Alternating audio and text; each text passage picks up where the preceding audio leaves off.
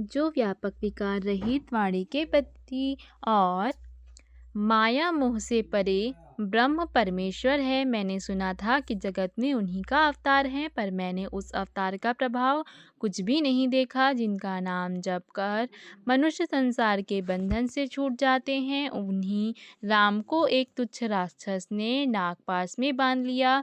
गरुड़ जी ने अनेक प्रकार से अपने मन को समझाया, पर उन्हें ज्ञान नहीं हुआ। हृदय में राम और भी अधिक छा गया। संदेह जनित दुख से दुखी होकर मन में कुतर्क बढ़ाकर वे तुम्हारी ही भांति मोहवश हो गए। व्याकुल होकर वे देव ऋषि नारद जी के पास गए और मन में जो संदेह था वह उनसे कहा। उसे सुनकर नारद को अत्यंत दया आई। उन्होंने कहा, हे गरुड़, सुनिए, श्री राम जी की माया बड़ी ही बलवती है, जो ज्ञानियों के चित्त को भी भली भांति हरण कर लेती है और उनके मन में जबरदस्ती बड़ा भारी मोह उत्पन्न कर देती है, तथा जिसने मुझको भी बहुत बार नचाया है। हे पक्षीराज, वही माया आपको भी व्याप गई है।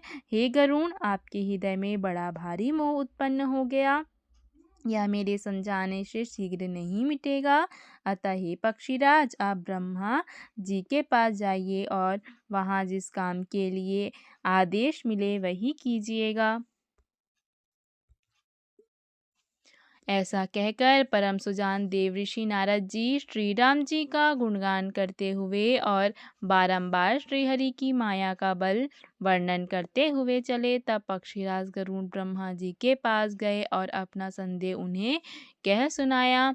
उसे सुनकर ब्रह्मा जी ने श्री राम जी को सिर झुकाया और उनके प्रताप को समझकर उनके अत्यंत प्रेम छा गया।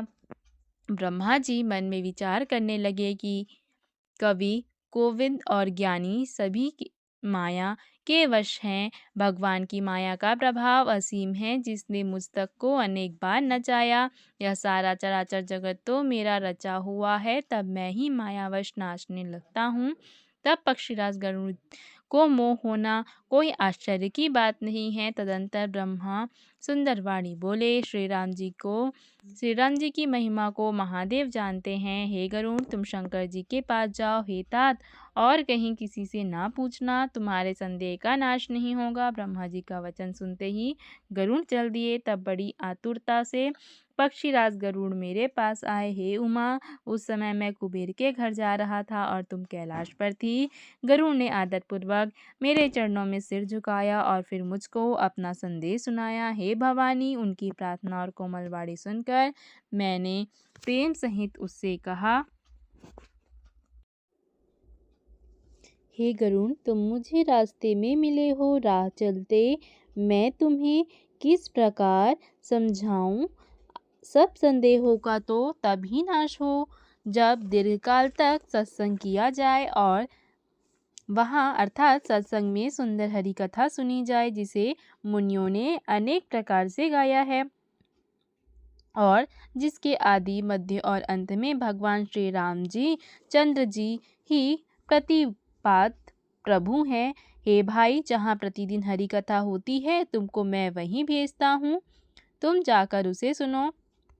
उसे सुनते ही तुम्हारा सब संदेह दूर हो जाएगा और तुम श्री राम जी के चरणों में अत्यंत प्रेम।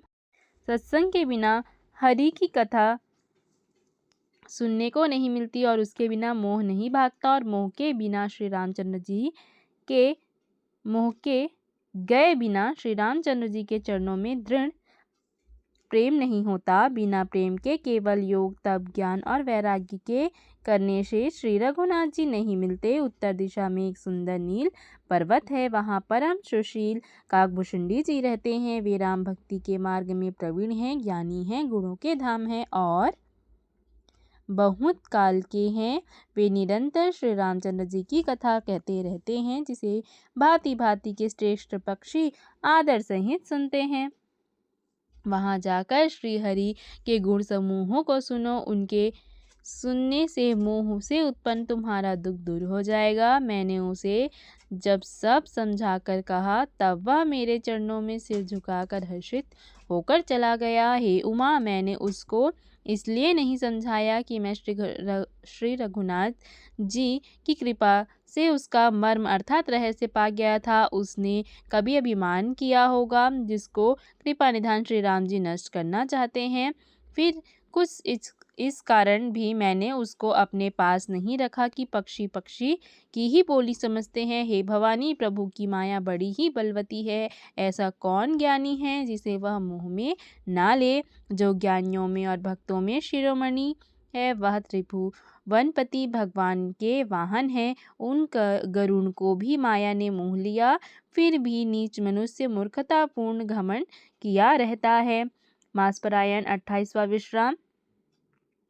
यह माया जब शिव जी और ब्रह्मा जी को भी मोह में लेती है तब दूसरा बेचारा क्या चीज है। जी में ऐसा जानकर ही मुनि लोग उस माया के स्वामी भगवान का भजन करते हैं। गरुड़ जी वहां गए जहां निर्बाध बुद्धि और पूर्ण भक्ति वाले काकभुशुंडी बसते थे। उस पर्वत को देखकर उनका मन प्रसन्न हो गया और सब माया मोह तथा सोच जाता रहा।